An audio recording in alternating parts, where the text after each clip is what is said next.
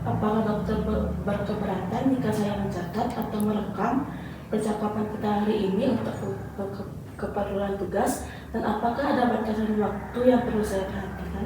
Nah, tidak keberatannya ada batasan waktu yang ada itu. Silakan. Baik dok, kalau begitu saya akan mulai dengan beberapa pertanyaan. Saya mempunyai 4 pertanyaan yang ingin saya tanyakan untuk tugas ini. Silakan menjawab penjelasan saya. Ya, silakan. Baik, pertanyaan pertama saya, boleh saya tahu nama lengkap dokter yang pada posisi saat ini dan sudah berapa lama bekerja sebagai dokter? Nama lengkap Dokter Dika Prapta Adiwibowo ya. Kemudian seberapa lama sudah bekerja jadi dokter ya? Kurang lebih 1 tahun. Ya, ya sudah sekitar 1 tahun ya, belum lama ya, masih awal-awal ya.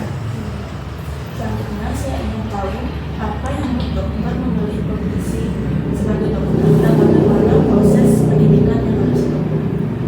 Untuk apa tujuan milih sebagai dokter ya, memang karena pertama dari background lingkungan di rumah ya, pertama di desa kelahirannya artinya masih belum ada dokter, artinya belum banyak lah ada tenaga kesehatan yang ada di lingkungan rumah atau lingkungan desa, jadi ya keinginan untuk menjadi dokter. Kemudian apa pertanyaan lagi berikutnya? Proses. Untuk proses pendidikan jadi dokter ya, yang pertama ada kuliah materi dulu ya, kuliah materi sebagai orang dokter kurang lebih 3,5 tahun.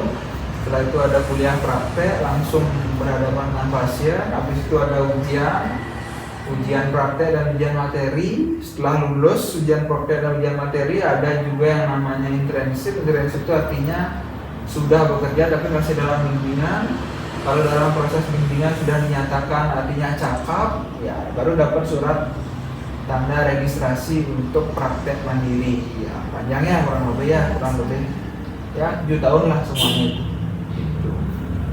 Kalau boleh tahu, menurut dokter apa kelebihan dan kekurangan dari profesi dokter? Profesi nggak ada kelebihan kekurangannya, semua profesi sama ya. Kalau dibilang profesi yang mulia juga ya, semua profesi mulia. Jadi ya semua profesi punya tanggung jawab, punya hak, kewajibannya masing-masingnya. Nggak ada kelebihan, ada kekurangannya. Baik, ini pertanyaan dari saya. Apa saran dan motivasi untuk siswa seperti saya yang ingin menjadi seorang dokter?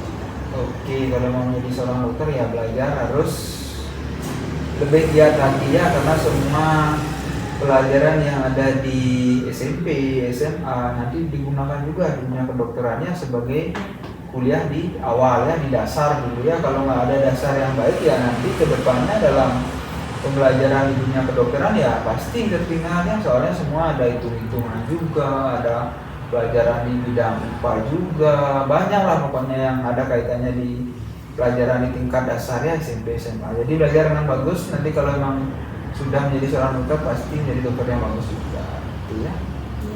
Baik dok, saya rasa cukup sekian pertanyaan saya. Terima kasih banyak atas waktu dan kesempatan yang diberikan. Informasi yang diberikan sangat berharga dan memberikan wawasan yang mendalam tentang profesi dokter. Sekali lagi terima kasih banyak dan selamat siang dok. Terima kasih. Sampai jumpa. Ya.